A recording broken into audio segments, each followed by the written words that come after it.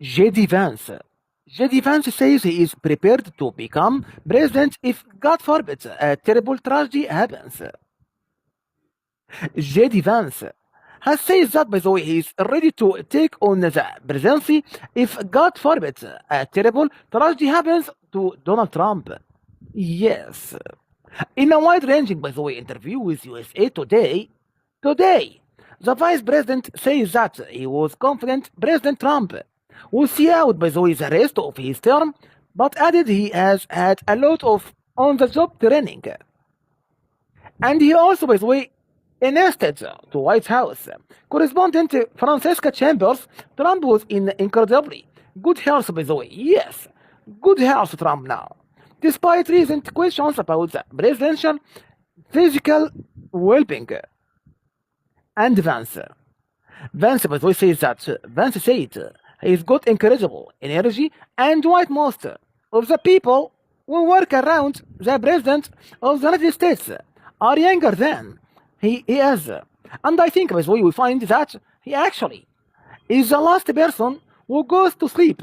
And he is the last person making phone calls. Yes, making phone calls, by the way, at night.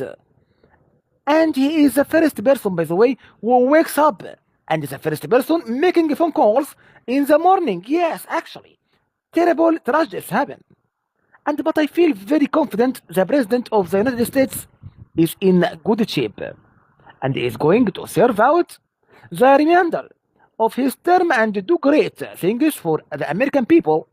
And if God, by the way, if God forbid, there is a terrible tragedy, and I can't think of better on the job training than what I have gotten over the last 200 days. And he added, according to the 25th Amendment of the U.S.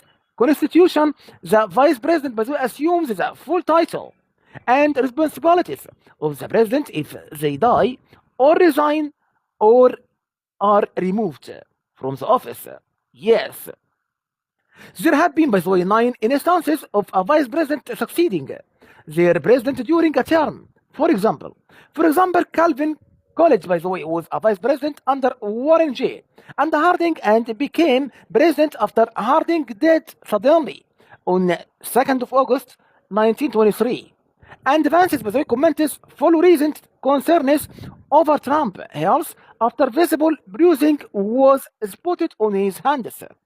In a later appearance, the bruising appeared, by the way, to be covered up by poorly applied makeup. And the marks first appeared last summer when then campaign spokesperson Caroline Leavitt. Now, by the way, the White House press secretary attributed them to Trump constantly working and shaking hands all day and every day. But questions, by the way, resurfaced last month after a series of photographs showed Trump's ankles to be very swollen or prompting a memorandum from Vatican to the President Dr. Chen Barabella, linking the swelling with a result of chronic venous insufficiency, and which he called, by the way, a benign and common condition for someone of Trump's age. And earlier this month, by the way, President Trump Vance as his appearance while praising a number of cabinet members that continue the MAGA project to the 2028. Trump, by the way, was asked for Fox News White House correspondent Peter Doocy and would lead MAGA in the next presidential race. This weekend, by the way, Secretary of State Rubio says that he thought J.D. Vance would be a great nominee, and you could clear the entire Republican field right now. And the question here now again, do you agree that the heir apparent to the MAGA is J.D. Vance? Doocy asked, by the way.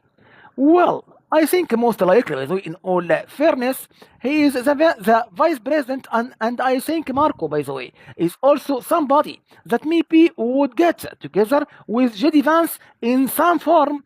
Trump replied, "Thank you so much. Have a nice time and a great day. Thank you, everyone. Thank you so much. Goodbye. Thank you so much."